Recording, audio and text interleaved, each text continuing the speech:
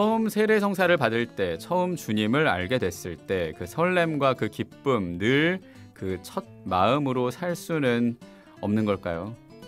늘 신앙의 첫 마음으로 살도록 우리를 꼭 붙들어주고 이끌어주는 지혜와 은총의 꿀단지 같은 좋은 책 한 권을 만나겠습니다. 자, 오늘 2주의 책 북셰프인 성바오로 수도회 박득태 루카 신부님과 함께합니다. 어서 오십시오, 신부님. 안녕하세요. 반갑습니다. 네. 성바오로 수도회 루카 신부입니다. 예, 잘 들었습니다. 라디오 드라마. 아, 들으셨구나. 감사합니다. 공교롭게도 제가 제작을 하는 맞아요. 그 맞아요. 성경약방이 방송되는 시간에 그러니까 주일 오후 1시에 제 방으로 다 모아서 방송이 나갔었고 그렇죠. 예. 말씀 좀 해주시죠. 아마 모르시는 분도 있을 거고 예. 지금 라디오 드라마란 게 있었어? 라고 여기시는 분도 있을 거거든요. 예. 그 지난 방송 때 말씀드린 대로 그 한국 순교복자 수녀회와 협업을 했죠. 라디오 드라마 순교극을 제작했고 또 방송으로 송출을 했는데요. 배교자 전지수전이라는 작품이었습니다. 저야 뭐 미디어를 통해서 복음을 전하는 그런 사도직을 하는 성바오로 수도의 바오로인이기 때문에 순교자 성월에 순교극 콘텐츠를 보급한다라는 것 자체가 큰 기쁨이었죠. 순교자 성월에 맞춰서 9월 15일 19일 낮 12시 15분에 총 5부작으로 방송을 했었고요. 그리고 말씀하신 시간에 재방송을 했었죠. 예. 근데 많이들 들으셨는지 모르겠어요. 그리고 제가 듣기로는 CPFC 플러스에서 다시 듣기 VOD를 제공한다고 하니까 이렇게 또 다시 들으시면 좋겠습니다. 예, 그렇게 즐겨주시고 2주의 책에서도 지지난 주일부터 계속 말했습니다. 아, 그렇죠. 예, 저희 가족이잖아요. 예, 아유 감사합니다. 네, 그래요. 그래서 성바오로 출판사 레벤북스 영성서적을 소개하는 주일이 아니더라도 저희가 지지난 주일 또 지난 주일에 방송 1일이었죠. 예. 미리 얘기를 했으니까 이제는 CPBC 플러스를 통해서 다시 들어주시면 좋겠고요. 여러분의 참여는 저희가 모아서 나중에라도 소개를 하니까 오늘도 남겨주시면 되겠습니다. 100원 드는 문자 샵 1053 무료 빵톡 열려 있습니다. 놀러와 주시고 벌써 순교자 성월이 절반 이상이 지나갔고 그리고 또 거의 마무리입니다. 마지막 주일이에요. 마지막 주일. 대단합니다. 진짜. 시간이 정말 빠른데 몇 해 전에는 라디오 드라마 길의 사제 최양업을 맞아요. 네. 예, 만드셨고 지난해는 한국인 최양업이란 다큐멘터리의 음악으로도 그렇죠. 참여를 하셨고 이 순교자 성월마다 의미 있는 작업들을 계속 하십니다. 그러게요. 제가 순교복자 스토리도 아닌데 하다 보니까 이렇게 순교자에 관련된 제품들을 많이 하게 됐어요. 이쯤 되면 한 절반 정도는 가도 되지 않을까? 거기다 저를 받아둘지. 그렇네요. 예. 네, 그래서 뭐 이런 수도자로서 이렇게 순교곡들을 작업을 하다 보니까 저도 다시 생각하게 되는 것들이 있어요. 순교자분들 덕분에 우리가 신앙을 전수받았구나라는 게 어떤 의미인가. 그 목숨을 바칠 정도로 무언가를 사랑한다라는 게 어떤 의미일까. 근데 그거는 그 사람의 개인적인 용기가 필요하기도 하지만 그 신앙이 그만큼 가치 있기 때문에 용기를 낼 수 있고 사랑할 수 있었던 것 아닌가 생각을 많이 하게 되더라고요. 그러니까 성월이 있어요. 예. 평소에 그런 생각 안 하잖아요. 9월 되면 맞다. 라고 생각하게 되거든요. 신앙 선조들 있지 라고 한 번 더 되새길 수 있으니까. 그런데 신부님은 자주 그런 계기가 있을 것 같아요. 작품을 만드시니까. 그렇죠. 네. 생기게 되죠. 네, 특히 뭐 이번에는 진짜 이런 일이 있었다는구나 라는 생각까지 했던 게 뭐냐면은 그 작품을 만들던 그 배경 중에 1815년 으레바케 시기거든요. 그 이전에 인도네시아에서 어마어마한 화산 폭발이 있었다라고 그래요. 그게 왜 그랬냐면은 지구 전체에 큰 영향을 미칠 정도로 대단한 화산 폭발이었다라고 합니다. 그래서 한반도뿐만 아니라 지구 전체에 큰 소빙하기 정도가 왔다라고 해요. 그러다 보니까 프랑스 같은 데서는 이 화산 폭발의 영향 때문에 거의 뭐 이제 프랑스 대혁명 이후에 그와 비슷한 정도의 규모로 폭동이 일어났다라고 하고요. 한반도도 그것 때문에 이제 으레바케 시기 때 큰 흉년이 있었다라고 이야기하지만은 그게 사실 그런 소빙하기의 영향이었기 때문에 그냥 흉년 정도인 게 아니에요. 먹을 걸 줄 수 있는 그런 시기가 아닌데 그런 힘든 시기에 그런 전지수라는 사람한테 그 배교자한테 먹을 것과 음식을 제공했었다라는 거가 이 신앙이라는 게 대단한 힘이었구나. 노래산 교우들이 그냥 가난한데 자기보다 힘든 사람들한테 나눠줬다라는 정도가 아니라 정말 신앙이 아니면 해줄 수 있는 게 아니었구나라는 생각이 들면서 그 신앙의 힘이라는 게 얼마나 대단하고 가치 있는 것인가 생각을 다시 하게 됐습니다. 예. 그런데 이 전지수라는 사람이 배신을 또 하지 않습니까? 그렇죠. 예. 자기한테 그렇게 정말 그냥 흉년 정도가 아니라 지구 전체의 소빙하기 정도 되는 그런 흉년에 자기를 도와준 사람들한테 배신을 하게 되죠. 라디오 드라마를 자세히 들으신 분들은 또 아시겠지만은 단지 자기한테 조금 섭섭하게 대했다는 것만으로 이 사람들을 밀고 해요. 그리고 교우들을 밀고 하면 거기에 자기한테 떨어지는 이득 같은 것들이 있을 거 아니에요. 그렇기 때문에 이제 교우들을 밀고 하고 다니는데 자기도 몰래 나쁜 짓들을 계속하다 보니까 나쁜 짓이 늘 거 아니에요. 가난한 사람들의 구휼미 같은 것들을 또 빼돌리다가 이 사람도 결국에 감옥에 가게 돼요. 그런데 교우들을 만나게 되죠. 감옥에서. 감옥에 가니까 그때 그 교우들이 있는 거예요. 이게 운명의 장난인지 하느님의 섭리인지. 그런데 그 사람들이 또다시 전지수에게 먹을 것을 주고 또 옷을 주고 이런 것들을 보면서 와, 신앙의 힘이라는 게 정말 대단하구나. 우리가 이런 걸 전수받았구나라는 생각을 다시 하게 되더라고요. 예. 얘기를 나누다 보니까 라디오 드라마 한 편 다 들었네요. 놓치신 분들은 또 다시 들으시면 돼요. 이것보다 더 많은 이야기들이 예. 있기 때문에. 요 정도만 얘기하는 게 맞겠습니다. 예.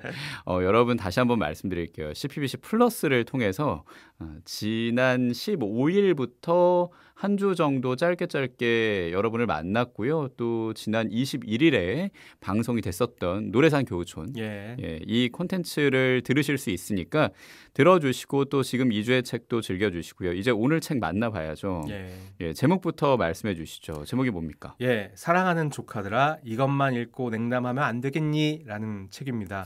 작가는 바로 그 유명한 전삼용 요셉 신부님이십니다. 이분 되게 정겹게 생기셨죠. 아, 맞아요. 외모만 얘기하면 안 되겠습니다만. 근데 말씀도 참 그렇고. 제목도 그렇네요. 그렇죠. 사랑하는 조카들아 이것만 읽고 냉담하면 안 되겠니. 약간의 어금니를 깨물고 말하면 좋을 만한 제목. 이것만 좀 읽고 냉담하면 안 되겠니. 그렇게 해석할 수도 있네요. 저는 그러지 않을까 싶어서. 책의 내용부터 뭐 그렇고. 신부님은 전삼용 신부님 너튜브 방송 구독자. 맞아요. 재밌게 봤어요. 초창기부터 보셨다고요? 너무 재밌게 하시더라고요. 아까 얘기하신 대로 인상도 너무 편안하시고 말씀도 되게 재미있게 해주시는데 교리도 쉽게 설명해 주시고 복음이나 강론도 너무 재밌는 비유로 얘기를 해주세요. 그래서 좀 신자분들 입장에서 편하게 들을 수 있겠다라는 차원에서 저도 재밌지만 강론하는 사람으로서 참고하기 위해서 이렇게 구독한 것도 있고요. 그리고 그냥 그런 쉬운 얘기만 하시는 게 아니라 교회 고전에 해당하는 작품들이 있잖아요. 아빌라에 대해서 칠궁방 이런 것들도 되게 쉽게 설명해 주시려고 많이 노력을 하시더라고요. 그 모습이 너무 좋아서 저도 또 그 책을 잘 이해하고 싶어서 이렇게 봤는데 이런 귀한 작품들을 잘 설명해 주시고 쉽게 설명해 주시고 이런 것들이 너무 좋았어요. 책에서도 이번 책에서 되게 좋은 예화들, 재밌는 예화들을 많이 들려주시는데 베르나르 베르베르라는 작가, 우리나라에서도 크게 히트했었죠. 그 작가의 고양이라는 소설이 있었네요. 고양이. 저도 그건 처음 알았어요. 개의 입장에서는 그렇게 생각한대요. 인간을 보면서 인간은 나한테 음식을 주는구나. 그러면 인간은 신인가 보네 라고 생각을 한답니다. 그런데 고양이는 반대로 생각한대요. 똑같은 상황을 두고 인간은 나한테 음식을 주는구나. 내가 신인가 보다 라고 생각을 한대요. 그런 소설이 있나 봐요. 그거 보면서 잠깐 저도 이렇게 웃었는데 어쩌면 이렇게 우리의 시선을 바르게 잡아주는 것들, 고양이와 개의 시선이 이렇게 다르잖아요. 시선을 바르게 잡아주는 것이 신앙을 인도해주는 사람들의 역할이구나라는 생각이 책 보면서 이렇게 들었습니다. 강아지 같은 조카들이라면 이것만 읽고 냉담하면 안 되겠니라고 말하는 그 삼촌이 신인가 보다. 그렇죠. 고양이 같은 조카들이라면 이것만 읽고 냉담하면 안 되겠니? 이렇게 청해주는데 신인 내가 이 책을 소원을 읽고 들어주마.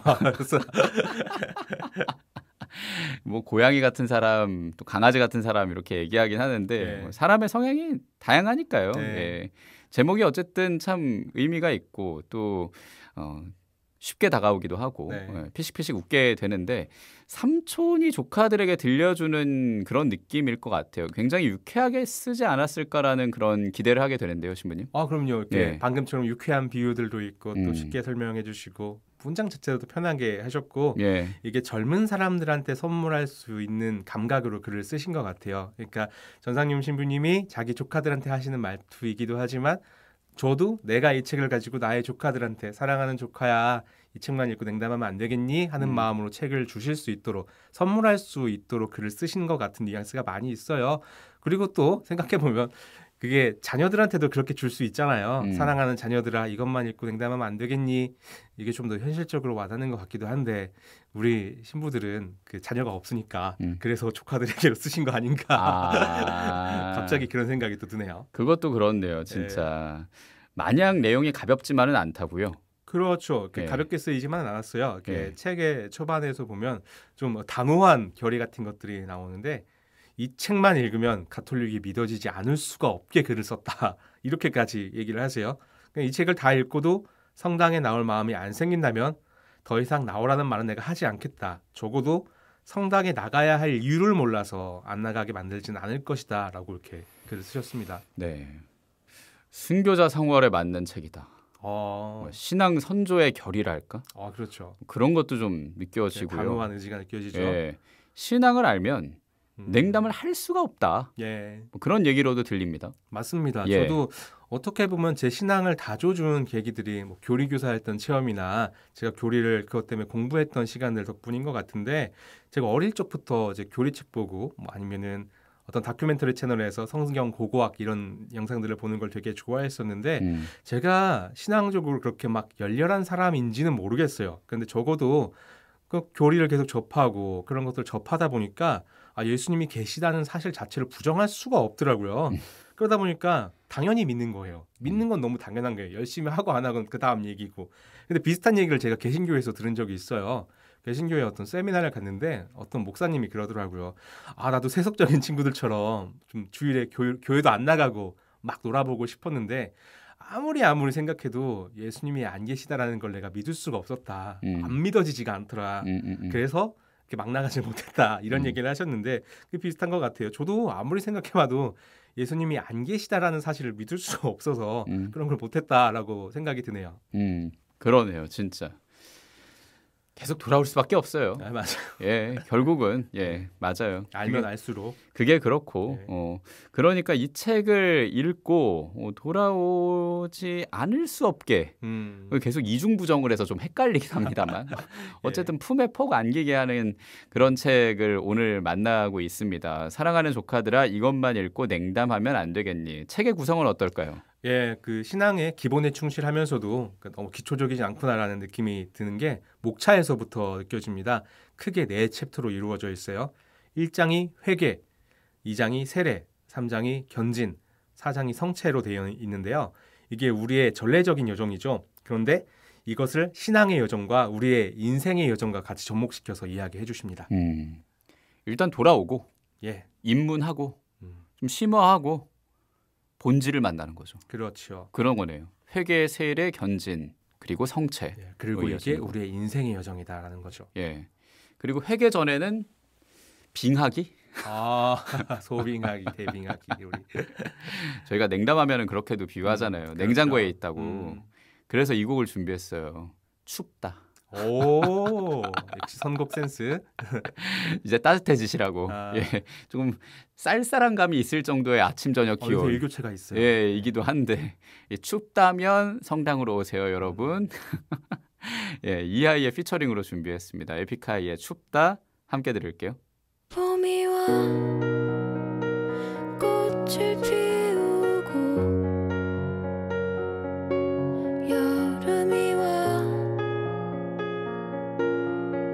기억이 녹아내려도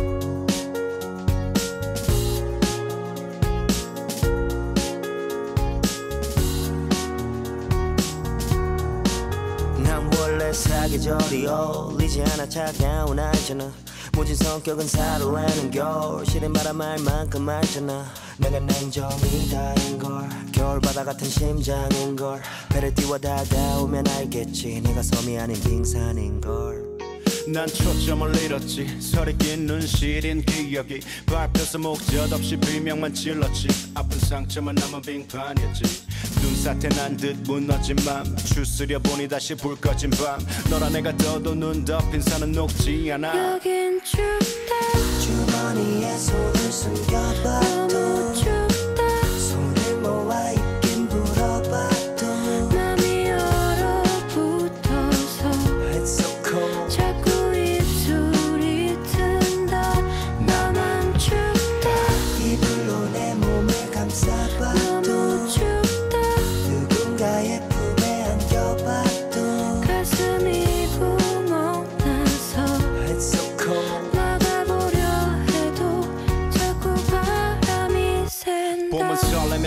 차가웠지만 난가래 끝자락에서 겨울에 멈춘 기억 따스함은 가뒀어 마른 맘에 튼살 안에서 얼어붙은 강물에 갇힌 추억 붙잡고 내 손을 놓지 않아 차가웠던 이별을 한 뒤부터 꽃피던 그 봄은 오지 않아 벚꽃이 내가 눈송이처럼 피잖아 여긴 춥다 햇살도 내가 눈보라처럼 치잖아 나만 춥다 건드리면 다 어울리잖아 너의 손을 잡을까 겁이 난다 네가 나와 가까워지면 너의 심장도 몸살 걸릴까봐 여긴 춥다 주머니에 손을 숨겨봐도 너무 춥다 손을 모아 있긴 불어봐도 맘이 얼어붙어서 It's so cold 자꾸 입술이 튼다 나만 춥다 이불로 내 몸을 감싸봐도 너무 춥다 누군가의 품에 안겨봐도 가슴이 구멍나서 It's so cold 막아보려 해도 자꾸 바람이 샌다 I'm cold as ice I'm cold as ice I'm cold as ice So cold 봄이 와 I'm cold as ice 꽃을 피우고 I'm cold as ice 여름이 와 I'm cold as ice 기억이 녹아내려도 여긴 춥다 Cold as ice cold as ice 너무 춥다 I'm cold as ice cold as ice So cold 맘이 얼어붙어서 자꾸 입술이 튼다 나만 춥다 Cold as ice cold as ice 너무 춥다 I'm cold as ice cold as ice So cold 가슴이 구멍나서 막아보려 해도 자꾸 바람이 샌다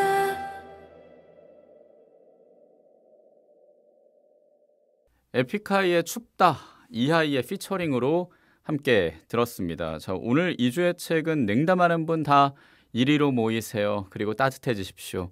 사랑하는 조카들아 이것만 읽고 냉담하면 안 되겠니? 이 책 성바오로 출판사에서 나왔고요. 전사명 신부님이 쓰신 책입니다. 함께하고 있습니다.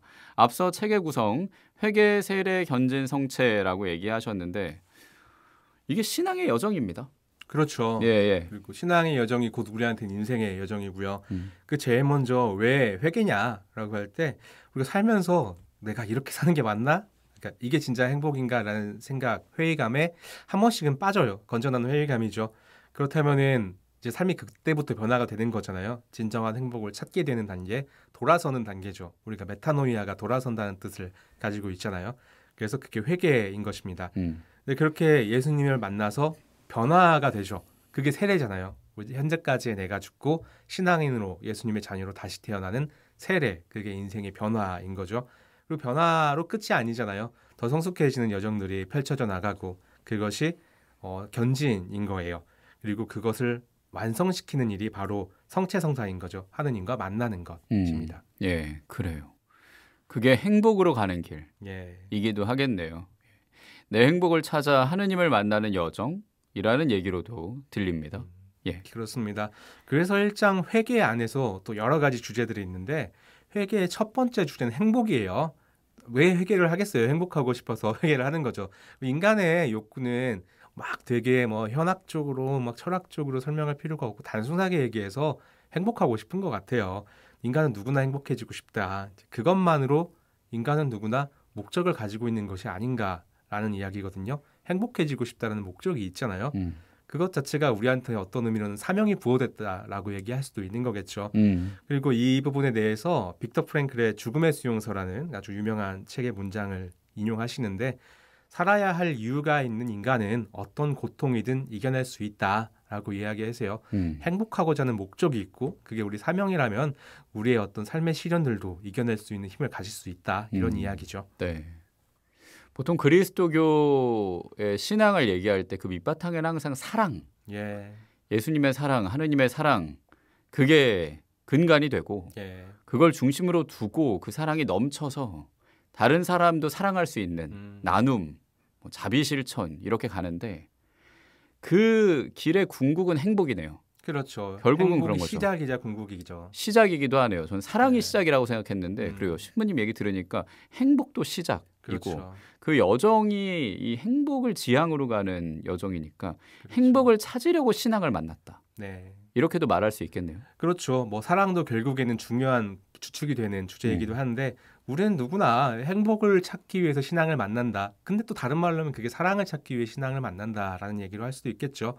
그래서 이 책이 재밌는 게 그 회개라는 첫 번째 챕터 안에서 첫 번째 주제가 행복이었잖아요. 그 행복의 다음 주제가 그 이어집니다. 행복과 이어지는 주제예요. 다음 장이 지혜예요. 왜냐하면은 행복을 찾기 위해서 사람은 당연히 지혜를 찾게 된다라는 거죠. 그러면서 신앙을 찾게 되는 거고요. 예, 주제가 다 이어져 있나 보네요. 예, 그렇죠. 이렇게 회개, 견진 뭐 이런 것들 다 이렇게 이어져 있는 것처럼 회개, 세례, 견진, 성체가 이어져 있는 것처럼 회개 안에서 행복 다음에 지혜로 이어져 있잖아요. 이렇게 주제들이 다 이렇게 일렬로 이어져 있네라는 것들 보는 것도 이 책의 묘미인 것 같아요.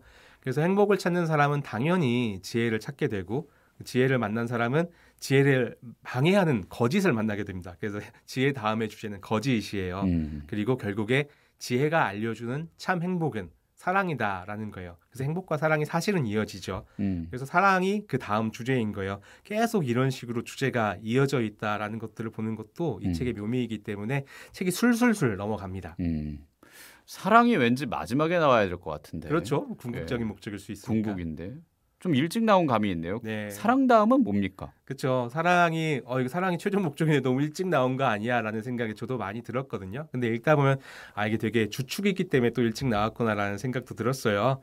그래서 일찍 나온 것 같은데 사랑 다음에 나오는 주제가 특이한데라는 생각이 좀 들었어요. 근데 또 일단 이게 맞구나라는 생각이 드는데 뭐냐면 사랑 다음에는 다음 주제는 자아입니다. 왜냐하면 사랑을 하면 나를 알게 되잖아요. 그래서 맞다 하고 저도 무릎을 탁 쳤어요. 사랑하면서 나를 알게 되는 부분이 있고 그런데 훨씬 더 결정적으로 사랑을 하게 되면 또 사랑을 하려면 나를 넘어서야 돼요. 자아를 넘어서야 돼요.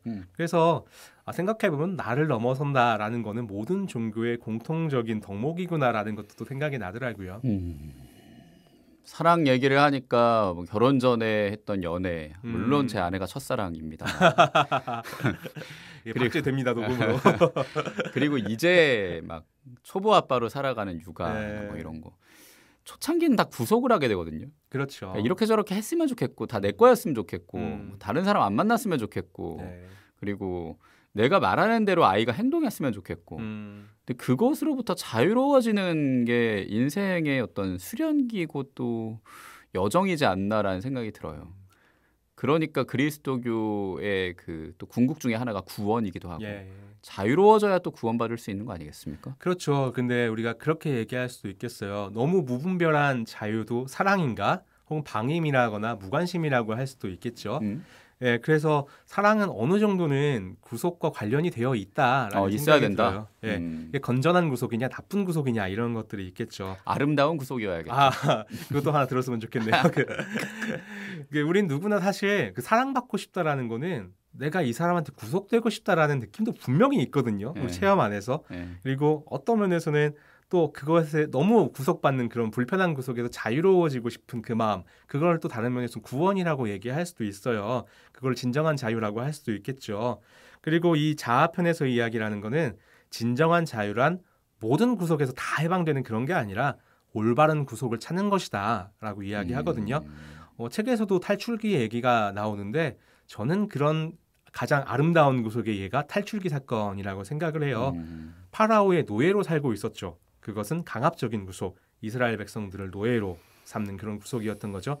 하지만 이 사람들이 하느님을 만나고 구원을 찾는다라는 얘기는 내가 파라오라는 왕에 구속되는 것이 아니라 하느님이라는 진정으로 나를 사랑하고 아껴주는 왕에게 구속된다라는 거예요. 그런 의미에서 진정한 구속, 아름다운 구속을 찾아가는 게 사랑이고 자유라고 할 수 있겠습니다. 마냥 자유로워지기만 해도 안 된다. 그렇죠. 라는 거죠. 우리가 그 하느님의 종이라고도 또 우리 순교자들 중에 성인으로 올라가기 전 가경자 전에 그렇게 얘기하기도 하고 교황님을 종들의 종이라고도 부르잖아요. 그렇죠. 그래서 예. 교종이라고도 하는데 우리 신앙생활이나 일상에서 쓰는 그 종이라는 단어에도 밑바탕에는 사랑이 있고 그게 하느님께 구속되려는 그런 마음, 네. 뭐 결심, 진짜 중요한 게 뭔지를 아는 그런 생각들과 방향들이지 않을까라는 생각이 들어요. 사랑하게 되면 예. 이게 우리가 누구나 구속받고 싶어 하는 마음들이 분명히 있어요. 예. 예.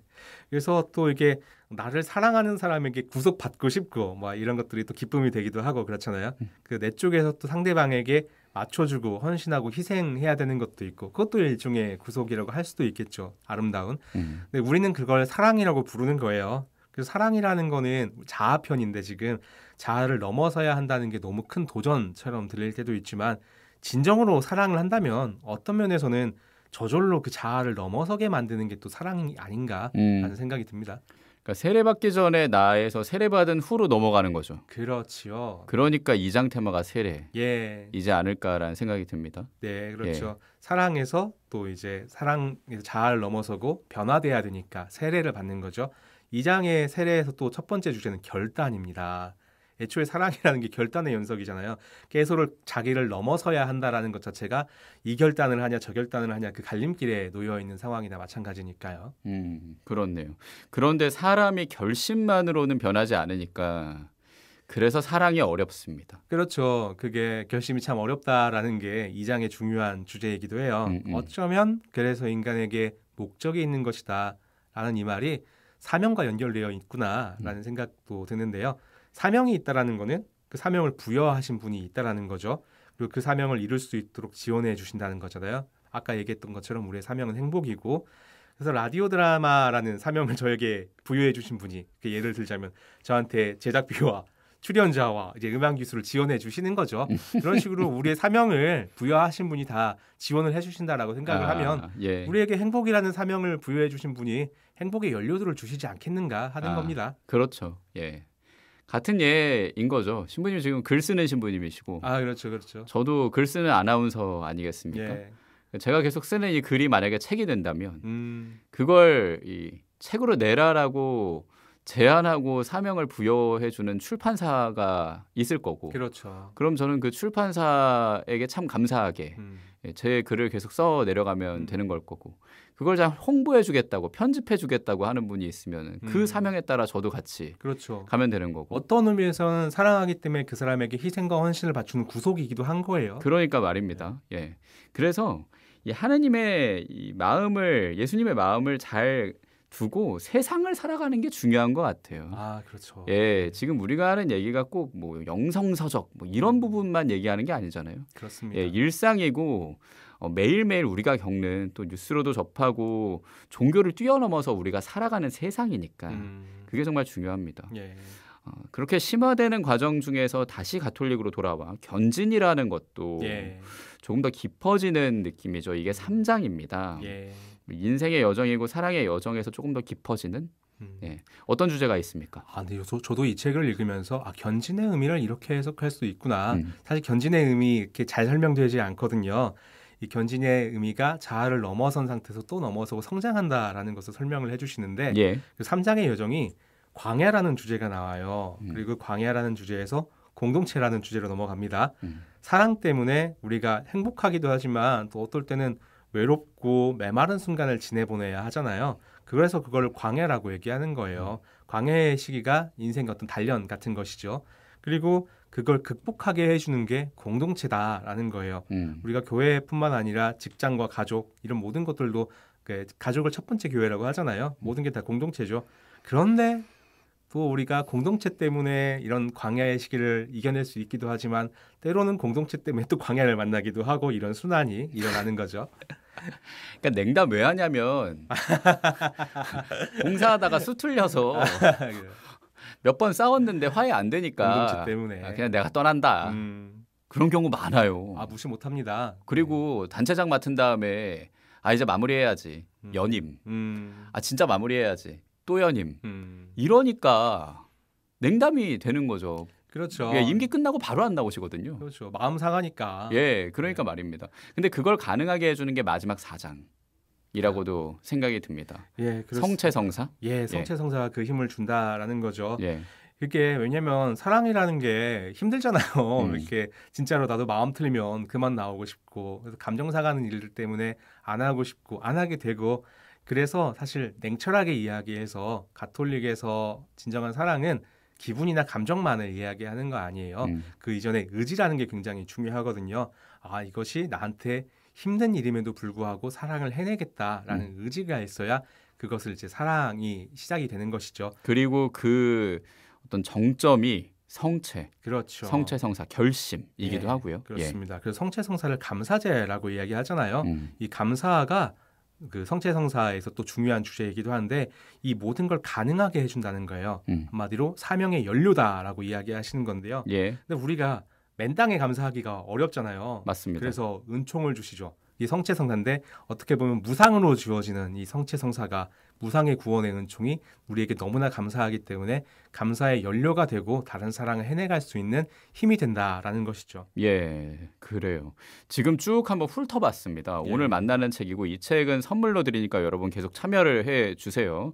오늘 2주의 책으로 만나고 있는 사랑하는 조카들아 이것만 읽고 냉담하면 안 되겠니의 일부를 이제 박득태 루카 신부님이 읽어주실게요.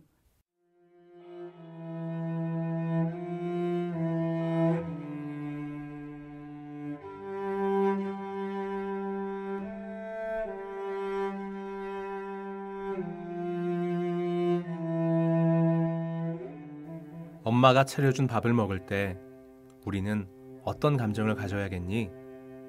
바로 감사한 마음 아니겠어? 우리에게 하느님께서 주시는 아드님이 바로 양식이야. 그분이 내주시는 살과 피가 곧 양식이고 그 양식을 받는 시간을 성찬례라고 해. 왜 성찬례가 감사제로 불리는지 알겠지?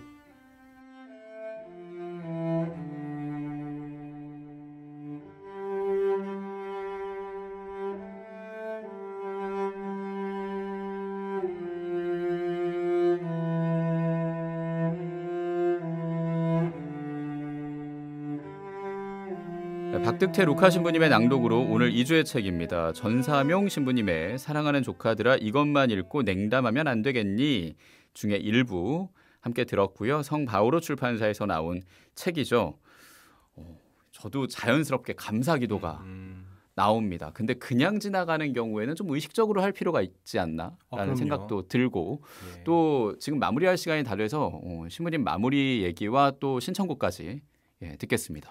예, 뭐 감사기도 드리는 거, 감사 인사하는 거 너무 중요하죠. 우리도 어디 가서 밥 얻어 먹을 때 잘 먹겠습니다 하잖아요. 그리고 감사해 먹겠습니다 이런 건 기본이니까 그런 식으로 우리가 기도할 때도 의식적으로 해야 되는 것 같아요. 저도 매일 의식적으로 하는 기도가 있는데 저를 이 세상에 태어나게 해주시고 당신 자녀로 살아가게 해주셔서 감사합니다라고 해요. 그 기도를 바칠 때마다 저도 어떤 어려움도 삶의 어떤 어려움도 이겨낼 수 있을 것 같다라는 용기들이 생기고요. 예, 그런 차원에서 우리가 성체성사를 통해서 힘을 얻고 살아갈 용기를 받는다라는 이야기를 하는 책이니까요. 사랑하는 조카들아 이것만 읽고 냉담하면 안 되겠니? 이렇게 많이 읽어주시면 좋겠습니다. 또 마지막으로 인사드리면서 정말 열과성을 다해서 만들었던 라디오 드라마 배교자 전지수전의 OST 들려드릴게요. 못 들으신 분들은 CPBC 플러스에서 다시 듣기 제공한다고 하니까 그때 다시 들어주시면 될 것 같고요. 예, 주제가였던 노래산 나그네 함께 들려드리겠습니다. 예, 노래산 나그네 준비해 놓고 있습니다. 오늘 만난 책 전사명 신부의 사랑하는 조카들아 이것만 읽고 냉담하면 안 되겠니 였습니다. 북셰프 성바오로 수도의 박득태 루카 신부님과 함께했습니다. 고맙습니다, 신부님. 감사합니다.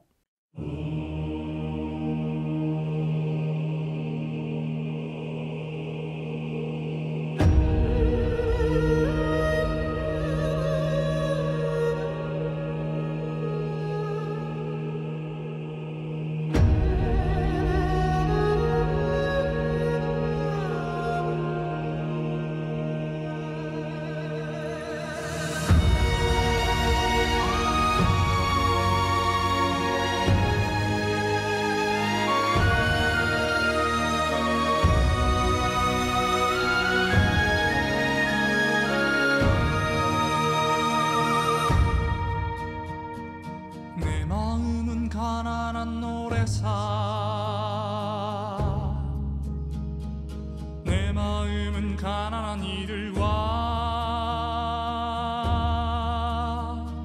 살 길 찾아 함께 걷다 사랑하다 원망하다 이해하지 못하고 또 떠나네. 이 길을 지나 내 숨결 바칠 수 있나. 이 길을 지나 내 영혼 바칠 수 있나.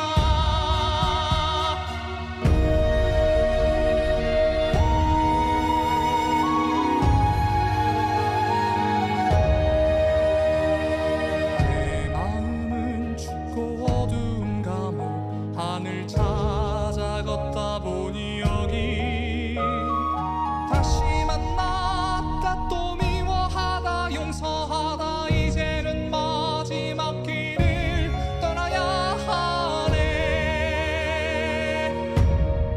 이 길을 지나